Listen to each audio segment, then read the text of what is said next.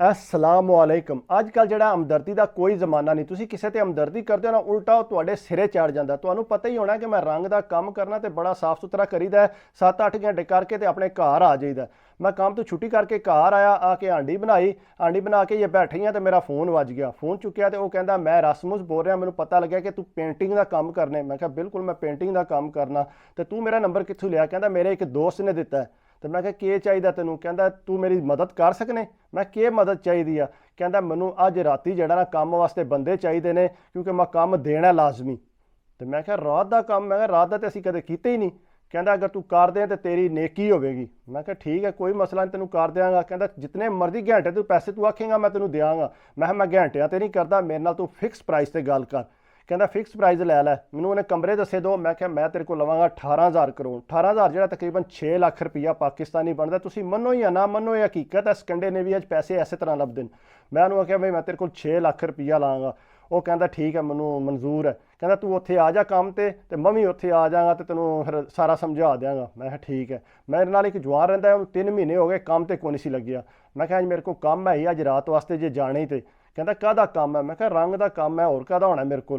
तो कहता पैसे। मैं पैसे मैं तेनों दें? तो वो मालक आपू नहीं देन लिया मैनू। मैं मालक ने क्यों देने ने? काम तो तेनों मैं लैके जा रहा, तू मालक को कितों पैसे लैने ने? तो कितने देंगा? मैं क्या ऊँझ जड़ा ना बंदे तेनों पता है टैक्स नाल जड़ा 500-700 दिहाड़ बनती है, वो तकरीबन 15,000 रुपया पाकिस्तानी बनता है। मैं क्या चल मैं तेनों जड़ा ना 1500 करोड़ देंगा, तकरीबन 45,000 रुपया बनता है। तो मैं क्या मैं तेनों 1500 करोड़ देंगा। कहता ठीक है मैनू तू देने। मैं दे देंगा, कोई प्रॉब्लम ही नहीं।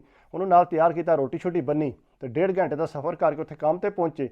जाके उन्होंने कॉल की, कहता मैं थोड़ा लेट हाँ तो चाबी जी है ना वो बाहर पई है मैट थले, तो तू चाबी चुक लै। मैं चाबी चुकी। कहता रंग वो फलानी जगह पई, उत्थों चुक लै। मैं रंग उत्थों चुकया। कहता पौड़ियाँ चढ़ के उत्ते जा, तो 2 कमरे नज़र आते नहीं पे, 2 कमरे करने। मैं ठीक है कर दें। मैं तू किस टाइम आवेंगा? मैं कहता थोड़ी देर में मैं आ जाना। काम शुरू कर दिता, लाइट शैट बाल के नाल उन्हें भी ला लिया। काम शुरू किया तो अगों तकरीबन 3 घंटे हो गए, को ना आया। मैं उन्होंने कॉल की, अगों का फोन बंद मिले। फिर कॉल की, फिर फोन बंद मिले। मैं 3-4 बारी किया। मैं क्या काम भी सानू ला दिता है, वो भी रात तो अगों आमदा भी नहीं पिया, फोन भी बंद कर दिता। मैं क्या मैं जानता भी नहीं है। मैं क्या लाला जी ये लगता गड़बड़ हो गई है मेरे नाल जड़ा ना। उन्हें अगे कहता भाई तेरे नाल गड़बड़ हुई है या नहीं हुई? मैनू तो तू दिहाड़ देगा ना? मैं क्या तुहानू दिहाड़ दे देंगा, टेंशन क्यों लेंदे हो? नहीं नहीं मैनू दिहाड़ जी है ना जल्दी दे दी। मैं ठीक है। वो काम लगे रहे, पहुँचे जी ऐसा काम मैं छड़ के आ भी नहीं सी सकते। मैं काम करता रहा, कमरा जिसे पेंट हो गया। फिर दोबारा कॉल मिली, को ना मिली कॉल। मैं और टेंशन च हो गया। मैं लगता भी गेम पै गई है मेरे नाल। लाले होरी कहते ने भाई तू जो मर्जी कर, ये हुण तैनूं जड़ा ना फ्रॉड ला गया। मैं चलो कोई नहीं। फिर जनाब 2 कमरे जड़े ने सुबह 6 बजे तक जड़ा ना असां फंड दिते।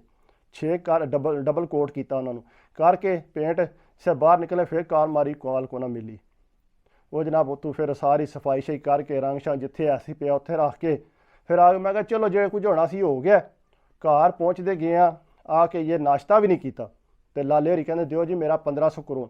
मैं क्या लाला जी सबर तो कर जो, तो दे देंगे, मैंने लाभ लैन दो। ना ये मेरी जिम्मेदारी नहीं है, तू मैनू 1500 करोड़ दे तो बाकी तू जान ते तेरे काम जान। मैं क्या लाला जी के करते हो? मैं थोड़े पैसे खा चला, 3 महीने तुम इत्थे रह रहे हो, मैं थोड़ी रोज़ खिदमत भी करना, रोटी भी बना के देना तुहानू, कदे तुसा मेरी तकी है बेईमानी?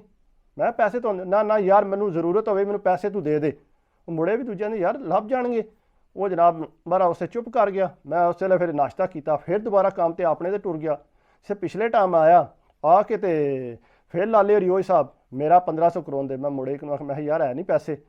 कहता आहो है नहीं। मैं इनू दें यार, मैं इनू दे। मैं लाला जी उंज तो मैं थोड़े कोण च पाने तनख्वाह के हिसाब से, लेकिन यह है कि तुम हूँ जड़ा ना फिलहाल मेरे को लै लो तुम।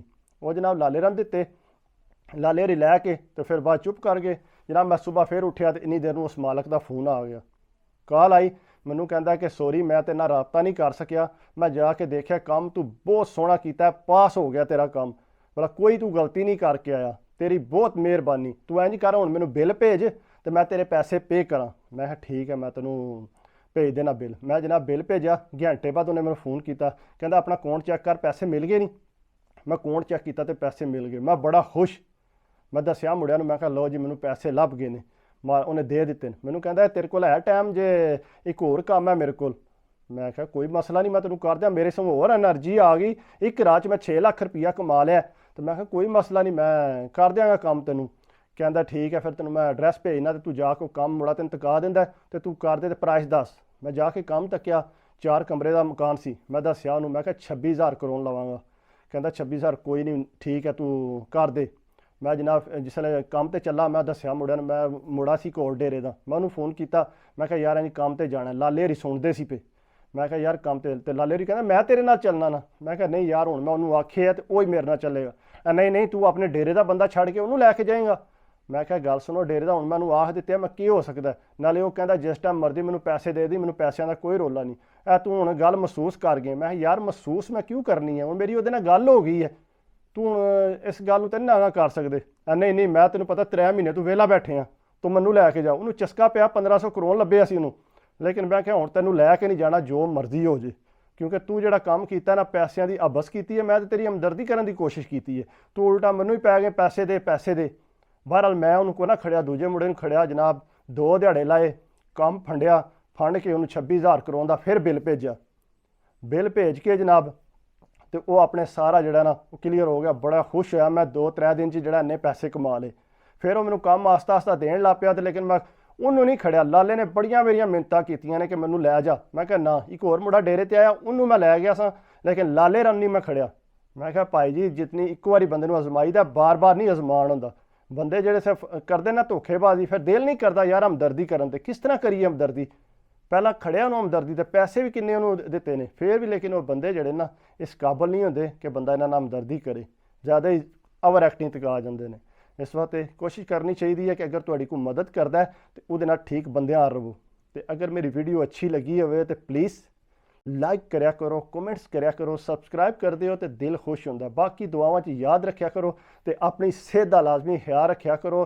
ਤੁਹਾਡੀ ਮਦਦ ਨਾਲ ਹੀ ਮੇਰੇ ਸਬਸਕ੍ਰਾਈਬਰ ਉੱਤੇ ਜਾ ਰਹੇ ਨੇ ਤੇ ਮੈਂ ਬਹੁਤ ਖੁਸ਼ ਹਾਂ ਕਿ ਤੁਸੀਂ ਮੈਨੂੰ ਸਪੋਰਟ ਕਰ ਰਹੇ ਹੋ। ਬਾਕੀ ਸਪੋਰਟ ਕਰਦੇ ਰਹਿਆ ਕਰੋ। ਅੱਲਾਹ ਤਾਲਾ ਤੁਹਾਨੂੰ ਖੁਸ਼ ਰੱਖੇ।